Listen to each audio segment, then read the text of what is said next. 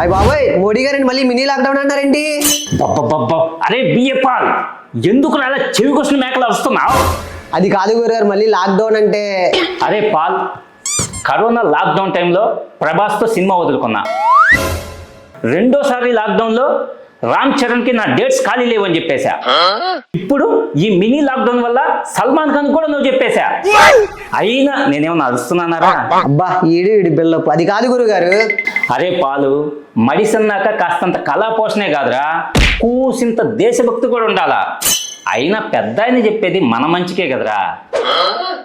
బంగారం కొనొద్దన్నారు, పెట్రోలు పోయించొద్దన్నారు, స్వదేశీ వస్తువులే వాడమని చెప్పారా. స్వదేశీ వస్తువులా? నువ్వు తోముకునే పేస్టు, రుద్దుకునే సోపు, పూసుకునే పౌడరు, వేసుకునే దుస్తులు, కొట్టుకునే సెంటు, ఇవన్నీ మేడ్ ఇన్ ఇండియానే ఉండాలరా.